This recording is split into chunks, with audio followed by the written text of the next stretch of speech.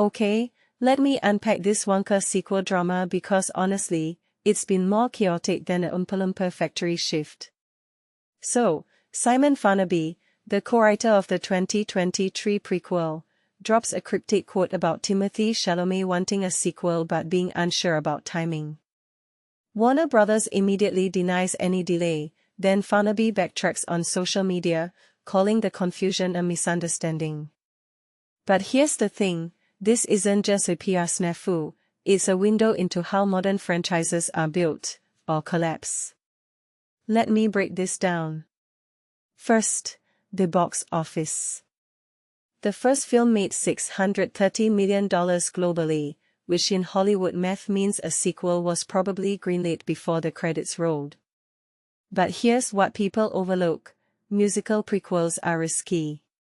They're banking on nostalgia but have to avoid contradicting the original Roald Dahl text. So Farnaby and director Paul King are juggling fan service versus creative freedom. That tension probably explains the scheduling conflicts Chalamet's facing. Dude's in Dune 3 and 4, suddenly he's the new Leonardo DiCaprio of franchise hell. Now, the studio's denial. Warner Brothers calling the delay entirely false feels like corporate panic. They know audiences have sequel fatigue, but they also know Chalamet's name sells tickets. If he's hesitant, they're stuck. Imagine releasing a follow-up without its star, it'd be like doing Ocean's 12 without Clooney. But here's my theory, Farnaby's, taken out of context, line is studio code for, we panic and made him clarify.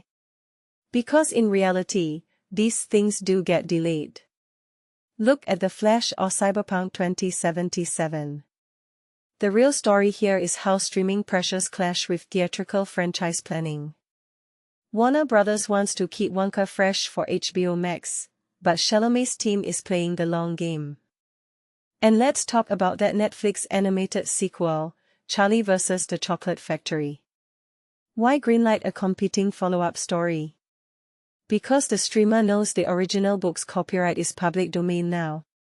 This is a chess move, Netflix betting that an alternate universe story could coexist, or even pressure Warner Brothers to speed up. It's corporate gamesmanship straight out of the Marvel playbook. But what does this mean for us, the viewers? Honestly, brace for a multi-year wait. These things take time when you're building a cinematic universe around a candy-coated origin story. And maybe that's good.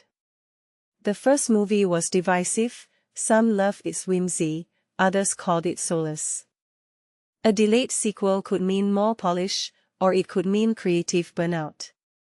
What's fascinating is how much of this drama plays out in public. Farnaby's social media apology was so British it hurt. Good day, sirs. Mate, you're not in a Dickens novel. So here's my takeaway, this whole saga reveals how fragile franchise building is. You need the right mix of star power, studio patience, and audience hunger. Right now, Wonka 2 feels like a golden ticket in a world where everything's a brand. And as a viewer, I'm torn. Are we witnessing careful craftsmanship or a cash grab dressed up as ambition? Let me know what you think, and maybe we'll all get answers when Ghosts, the movie drops this fall. Because apparently, Simon Farnaby's got sequel energy, it just might not be the one we're all waiting for.